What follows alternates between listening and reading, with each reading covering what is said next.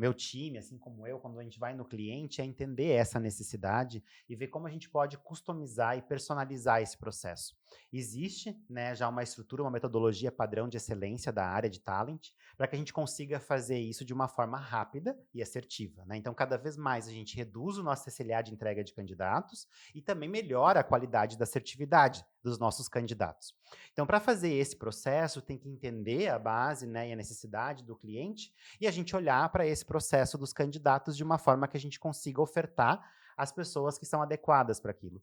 E aí a gente tem aqui dentro de casa uma metodologia para fazer esse processo. E a gente entrega a pessoa certa para o cliente. O cliente não tem necessidade de fazer um processo de entrevista, ele não precisa, né, garantir que isso faz, porque o especialista do lado de cá faz isso.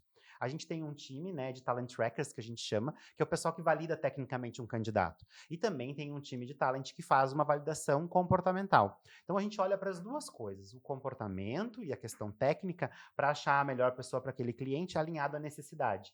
E a gente faz isso com o candidato também, para entender qual que é o projeto, qual que é o cliente, como as coisas funcionam, para que ele entenda isso. Isso começa desde o início do relacionamento com o candidato e segue depois quando a pessoa é contratada, como o processo de onboarding que o próprio Macedo comentou. Então, tudo isso é muito importante, a gente ter esse alinhamento para a necessidade e esse acompanhamento. Outro diferencial importante é que o nosso time também é segmentado por torre de negócio e vertical.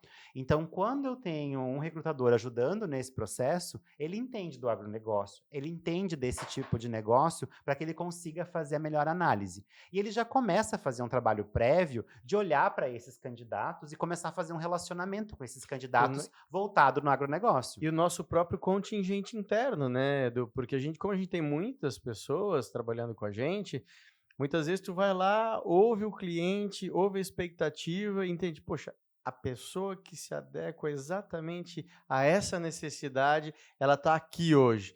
Então volta, conversa com o gestor aqui, né, no caso o Macedo representando esse grupo, e "Olha, para deixar 3 grupos felizes, o cliente, o colaborador e a MCOM, aqui nós precisamos fazer algum tipo de movimento que eu acho que a gente vai ter o melhor resultado para todo mundo", né. E aí é esse alinhamento interno também, certo? O Macedo, inclusive, esse mês fez vários recrutamentos internos, né? Então, ele fez essa mobilização de pessoas aqui dentro de casa, pensando na necessidade do projeto do cliente e do colaborador.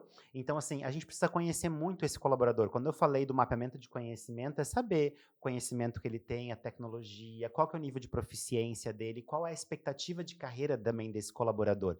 Para que quando o pessoal na área de negócio quer fazer esse cruzamento para ver match, ele precisa ter esse entendimento, porque tem a necessidade do cliente, tem a necessidade do colaborador que a gente consegue atender juntas.